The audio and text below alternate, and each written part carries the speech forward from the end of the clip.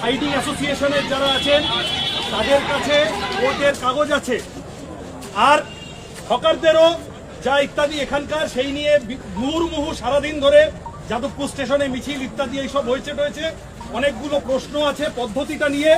সেই কথাগুলো আপনাদের সাথে আমরা সবাই মিলে রেল এবং পুলিশের যারা এসছেন তাদের সাথে কথা বলার চেষ্টা করছি। ওনারা আমাদের কাছে যা আইনি কাগজপত্র আছে এখন অবধি যা কথা হয়েছে, ওনারা নিজেরা ওনাদের মধ্যে কথা বলছেন। আমরা যুক্তি দিয়ে দেখিয়েছি, বলেছি যে কেন এই চত্বরে এইটা এইভাবে বাদ দেওয়া। এখানকার মানুষ বলুন, কমার্শিয়াল পটে যারা ব্যবসায়ী বলুন, দোকানদার বলুন, বাসিন্দা বলুন, হকার বন্ধু যারা বলুন, তাদেরকে কেন এটা এইভাবে হঠাৎ বিনা নোটিশে বিনা আলোচনায় এইভাবে কেন এটা করা যাবে না, কেন উচ্ছেদ করা যাবে না, আমরা সেটা আমাদের দিক থেকে যুক্তি দিয়ে বলেছি। আমার কেবল ওনারা ওনাদের মধ্যে কথা বলছেন। আমার আপনাদের সবার কাছে অনুরোধ, কে কি পার্টি করেন দেখার দরকার নেই, সবাই আপনারা পেটের টানে এখানে এসেছেন। আমরা সবাই যতক্ষণ না এই বিষয় ফয়সালা হচ্ছে আমরা এখানে এইভাবে থেকে যাব তো আছি, আপনারা থাকুন, ওদের সাথে কথা হবে, ঠিক আছে? সেইটাই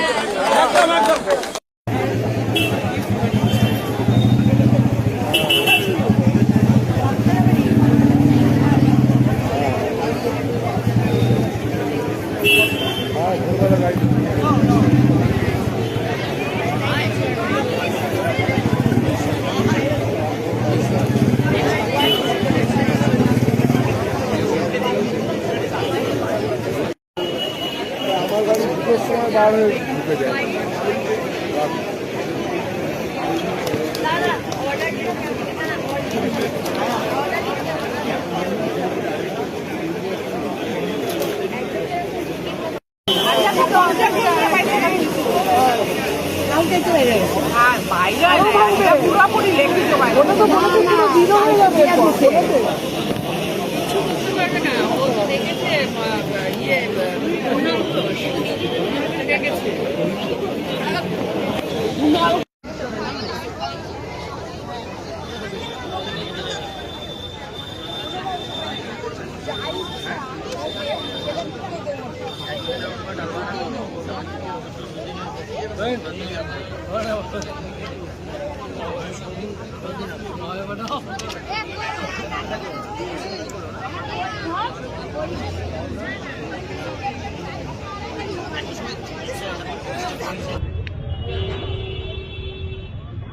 হকারদের কোনো পুনর্বাসন ছাড়াই উচ্ছেদ করে দেওয়া হচ্ছে। তারা বলছেন যে ক্ষমতা আসলে ভালো কাজ করবেন, এই ভালো কাজ করার নোংরা হবে।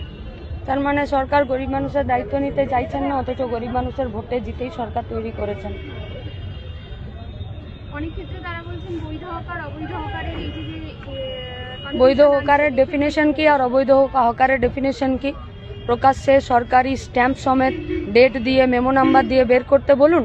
আমরা বৈধ অবৈধ হকার আমরা নিজেরা খুঁজে বের করে নেব, মানুষই খুঁজে বের করে নেবে, তাদেরকে আলাদা কোনো মেশিনারি ব্যবহার করতে হবে না। কিন্তু বৈধ হকারের ডেফিনেশন আর অবৈধ হকার কাকে বলে তার ক্রাইটেরিয়া প্রকাশ করতে হবে সরকারি মেমো নাম্বার দিয়ে।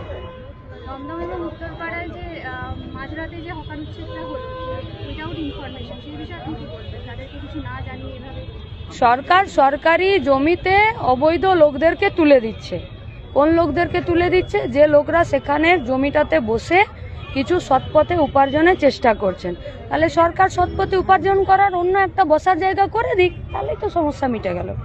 হকাররা আর তো কিছু চাইছে না। হকাররা কি বলছে নাকি যে রেলের ওই জমিটা ওই টুকরোটা আমার নামে লিখে দিন? বলেনি তো।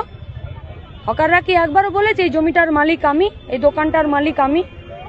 হকাররা কি বলছে যে এই জমিটা ভাই আমি রেলকে দিচ্ছি, আমাকে পয়সা দাও তার বিনিময়ে? তা তো বলেনি। রেল বস্তিতে যারা থাকেন, রেলের জমিতে বাজারে যারা দোকান দিয়েছেন, রেলের হকার যারা আছেন, তাদের একটাই কথা, সৎ পথে উপার্জন করতে চাই, এখানে বসে করছিলাম, আমাদেরকে যদি তুলে দিতে চান তাহলে কোথায় তুলে দেবেন আগে বলুন, তারপরে আমাদেরকে তুলুন। আর যদি আমাদেরকে তুলে দেন আর যদি দায়িত্ব নেন, তার মানে সরকার গরিবের সরকার নয়। আপনি আমার থেকে বুমটা এদিক থেকে সরিয়ে নিয়ে গিয়ে আর ওদিকে দেখান, ওই যে দেখুন এখানে রেলের জমিতেই প্রভুজি বিরাট কাউন্টার করেছে। তো প্রভুজিও তো হকার, মানে বড় লোক হকার চলবে, 20 টাকার বাদামওয়ালা হকার চলবে না, এই তো, এটাই তো, আর তো কিছু নয়। অনেক হকার আপনার কাছে আর্জি জানিয়েছেন যে তারা কিভাবে কি আমার কাছে না, অনেকে- যারা লড়ছেন তাদের সবার কাছে আমরা আজকে পরিষ্কার বলেছি। সিআইটিউর তরফ থেকে, হকার্স ইউনিয়নের পক্ষ থেকে, গরিব মানুষ যারা একত্রিত হচ্ছেন তারা সবাই বলেছেন নিজেরা নিজেদের প্রতি বিশ্বাস হারাবেন না, নিজেরা শক্ত হয়ে দাঁড়ান। সরকার গরিব মানুষের দিক থেকে চোখ ফেরাতে পারে না, আর তারপরেও যদি চোখ ফিরিয়ে দেয় মানুষও চোখ ফিরিয়ে নেবে। 15 বছর পর চোখ ফিরিয়ে নিল না, এখন তো বেচারারা নিজেরা কোথায় বাঁচবে তার জন্য গর্ত খুঁজে বেড়াচ্ছে, এদেরকেও খুঁজতে হবে, সময়ের অপেক্ষা। যে কোনো বিষয়ে অন্যায় যদি না করেন, এই গোটা এলাকার, এই গোটা দিনহাটা সাব ডিভিশনের, এই গ্রামের, এই আশেপাশের অঞ্চলের সব ধরনের সব মানুষকে আমাদের একটাই কথা বলার, ভয় পাবেন না, আমরা মরে যাইনি, আমরা আছি, ভয় পাবেন না। মানুষ আইনকে, পুলিশকে ভরসা করে কেন? যদি তার উপরে কোনো অন্যায় হয়, তার উপরে যদি কোনো অত্যাচার হয়, তার উপরে যদি কোনো অপরাধ হয়, তাহলে পুলিশ আর আইন সেই মানুষটির পাশে দাঁড়াবে, কি তাই তো? আর যারা খারাপ লোক হয়, যারা খুনি হয়, যারা এই ধরনের রেপিস্ট হয়, যারা এইসব খারাপ কাজ করে, তাদের আইনকে, পুলিশকে ভয় পাওয়া দরকার। উল্টো হচ্ছে, ভালো মানুষরা আইনকে ভয় পাচ্ছে, পুলিশকে ভয় পাচ্ছে, যে আইন পুলিশ নিরপেক্ষভাবে সাধারণ মানুষের পক্ষে দাঁড়াবে কিনা, আবার কোনো পার্টির কথাতে চলবে, উঠবে কিনা, বসবে কিনা। আর খারাপ মানুষেরা ভাবছে এরা আমাদের বগল দাবা হয়েই থাকবে। এই যা ঘটনা ঘটেছে, এই ঘটনা খুবই খারাপ।